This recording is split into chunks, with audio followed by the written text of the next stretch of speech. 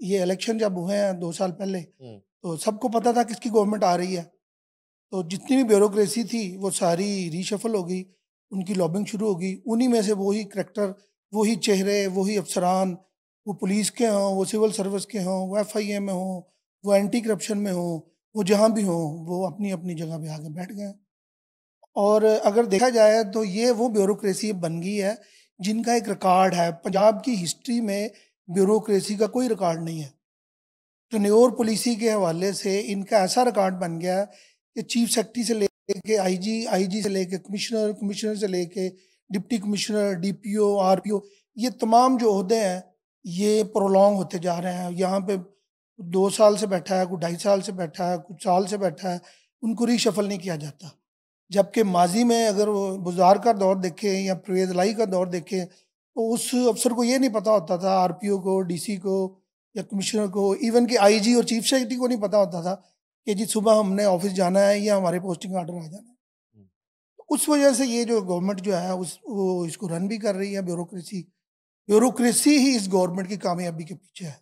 बाख्तियार होना और बेख्तियार होना, ये हुकूमतों के लिए तो कहा जाता है कि जी नून लीग की हुकूमत कितनी बाख्तियार है और कितनी बेख्तियार और बेबस है। पीपल्स पार्टी की हुकूमत, पीटीआई का दौर।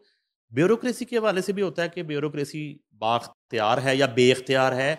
और 2025 से शुरू करते हैं हम, आज के दिन से। आज की जो ब्यूरोक्रेसी है वो बाख्तियार है।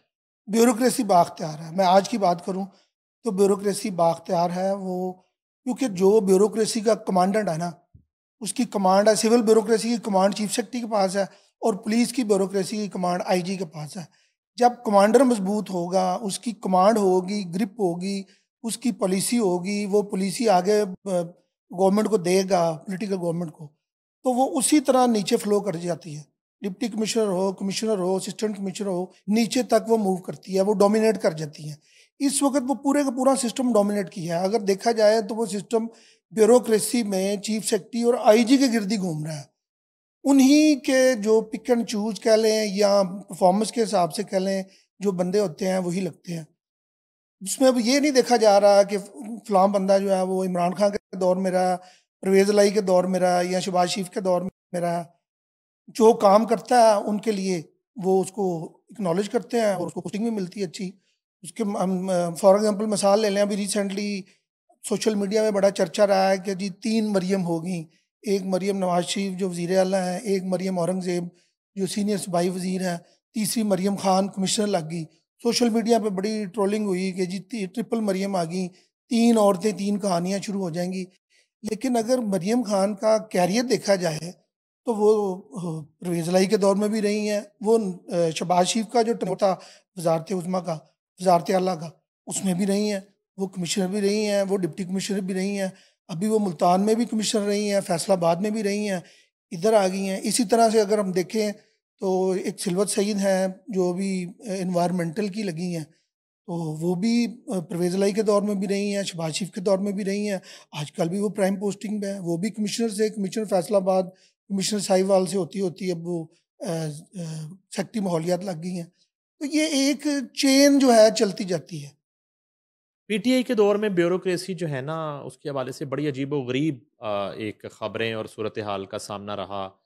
और यानी कि ब्यूरोक्रेसी जो है वो कोई कंफर्ट लेवल जो है नहीं बना सकी पंजाब की भी, उस्मान बुज़दार के साथ और ऊपर इमरान खान के साथ।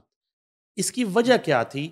पीटीआई का जो दौर है ब्यूरोक्रेसी के हवाले से और हुकूमत के हवाले से, दोनों में आपको कौन सच्चा लगता है? कि जो है ना, इमरान खान तो हमेशा ये रोना रोते थे कि ब्यूरोक्रेसी जो है ना, वो मुझे चलने नहीं दे रही। और ब्यूरोक्रेट से जब हमारी बात होती थी ऑफ द रिकॉर्ड, तो वो कहते थे कि हम जो है वो नैब और जो है ना वो कोट लखपत जेल नहीं जाना चाहते। देखिए, इसमें मैं ज़्यादा अफसरान का नाम नहीं लूँगा क्योंकि 5 से 6 चीफ सेक्रेटरी भी चेंज हुए हैं। मेरे ख्याल सबसे ज़्यादा सबसे ज़्यादा उस इमरान खान के दौर में जो बुज़दार का दौर था ना, 3.5 साल का दौर। हाँ जी, वो तारीख साज दौर है। हुँ, उसके बने हुए रिकॉर्ड जो है ना वो नहीं टूट सकते। हुँ, दूसरा चीफ सेक्रेटरी, जब चीफ सेक्रेटरी को ये नहीं पता होता, उसे जब लगा के भेज दिया गया तो उसे ये नहीं पता कि नेक्स्ट डे मैंने होना है या नहीं होना। तो फिर वो जब वो खुद अपनी अनसर्टेनिटी फील करता है तो वो नीचे अपनी जो उसकी टीम है उनको कैसे वो सपोर्ट कर सकता है। अब मैं आपको एक छोटा सा वाक़या सुना देता हूँ।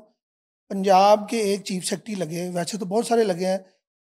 तो इमरान खान के दौर में, बुज़दार दौर में एक चीफ सेक्रेटरी लगे, उन्हें ये कहा गया कि जी आप डे फैक्टो सीएम होंगे, जो आप कहेंगे बुज़दार वही करेगा।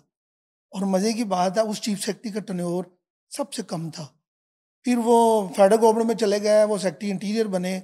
फिर उन्होंने कुछ 6-7 8 माह उनकी नौकरी रहती थी, तो उन्होंने सर्विस से रिटायरमेंट ले ली और उसके बाद वो सूबाई मोहतसब रहे हैं 4 साल, अब वो रिटायर हो गए हैं। उनका नाम भी ले सकते हैं हम, मेजर आज़म सुलेमान साहब, बड़े अच्छे ब्यूरोक्रेट थे। लेकिन जब वो पंजाब में आए तो 35-36 दिन बाद ही वो फारिग हो गए, उन्हें तब्दील कर दिया गया। जब वो आए थे तो यही पूरा एक मैसेज कन्वे हो गया था टॉप टू बॉटम कि यही फैसला साज होंगे, यही फैसले करेंगे जो ब्यूरोक्रेसी के हवाले से यही कहेंगे, बुज़दार वही मानेगा। लेकिन उन्हें भी चलने नहीं दिया गया। तो ये इमरान खान को क्यों गिले शिकवे थे ब्यूरोक्रेसी? तो इमरान खान को दरअसल सीधी सी इमरान खान जी कन्ना दा कच्चा बड़ा सी, सीधी गल करिए ना, कन्ना दा कच्चा जो बंदा होंदा ना, वो सिस्टम में सुबह उसको किसी ने कुछ कहा, दोपहर को कुछ कहा, शाम को कुछ कहा, उसने फिर वो तीनों में से जो उसके दिल को सही लगा उसने वो कर दिया। उसे अगर किसी ने कह दिया ना कि फलां अफसर जो है ना वो बड़ा करप्ट है, उसने कहा जी ठीक है इसको हटाएं। और उसने कह दिया कि जी बड़ा ईमानदार अफसर है, भले वो करप्ट हो, तो वो कहता है जी चलने दें। अब आपको मुझे याद होगा कि बुज़दार दौर में 4 ख़वातीन के हवाले से बड़ा चर्चा रही उनकी कि जी ये सोशल मीडिया पे भी कि ये वो हैं जो फ़राह गोगी और पिंकी पीरनी के थ्रू ये ख़वातीन जो है ना वो अपनी जमा तफरीक ज़रब तकसीम जो भी मामला तय करके लगी हैं। मैं किसी का नाम तो नहीं लूँगा, लेकिन एक उस वक़्त करैक्टर भी मौजूद है, वो स्पेशल सेक्रेटरी बल्देहात हैं, वो डीसी कसूर थी। फिर उस वक़्त के जो चीफ सेक्रेटरी थे उन्होंने इंक्वायर किया तो उन्हें उन्हें ऐसे शवाहिद मिले कि जी ये वाक़ई ये जो 4 ब्यूरोक्रेट है ना, ये इनमें से 3 ख़वातीन हैं, वो उस दौर में इन थी और उसी वजह से लगी है। तो आज वो मैडम आसिया गिल जो हैं वो स्पेशल सेक्रेटरी बल्दियात हैं। उस दौर में वो डिप्टी कमिश्नर कसूर थी और वो सबको पता है कि वो फ़राह गोगी और पिंकी के साथ उनके मामलात थे वो, तो वो उनकी पोस्टिंग चलती रही। तो फ़राह गोगी का आपने ज़िक्र कर ही दिया है। तो ये बड़ा वावेला था कि जी वो जहाज़ डॉलरों के भर के चले गए और पता नहीं कैसे वहाँ से फ़रार होने में कामयाब हो गईं, और फिर कुछ अरसा तो वो उनके हस्बैंड एहसन जमील गुज्जर ने डिफेंड करने की कोशिश की मुख्तलिफ मीडिया एंकर के शोज़ में। उसकी और बड़ी-बड़ी बड़के मारी, बस हम आ रहे हैं जी, पहुँच रहे हैं, हम इन्वेस्टिगेशन जॉइन कर रहे हैं, हम तो क्लीन हैंड हैं।